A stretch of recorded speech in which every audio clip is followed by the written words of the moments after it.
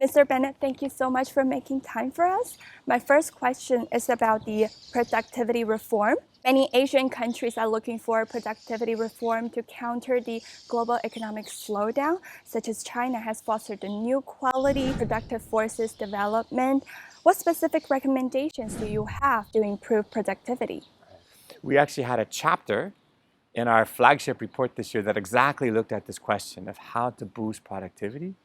We estimate that with the right kind of economic reforms to better allocate resources, by 2030, growth could be more than 1 percentage point higher. That's sort of a global answer. When we look at China, the government work report actually mentioned total factor productivity. I think in 3 of the reforms that it highlighted really are key. I think the first is to give the market a decisive role in the allocation of resources.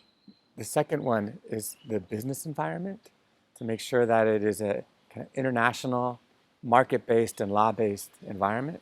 And the last one is to ensure a level playing field for all types of firms, whether foreign, privately owned, publicly owned. Those are the kind of reforms that can boost TFP over time. When we look at things like RCEP, clearly we welcome this agreement for enhanced cooperation in Asia, and I think it also shows the commitment in Asia to pursue more open trade and more open integration. Clearly, what happens in China has a big impact on the global economy. For example, that last year, China by itself accounted for about 1/3 of global growth. And this year, we again forecast that China will account for over 1/4 of global growth.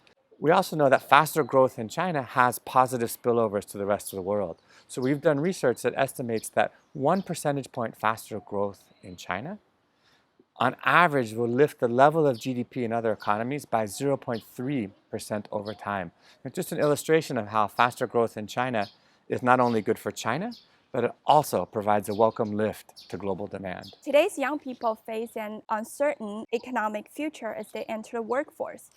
What advice would you give to young people?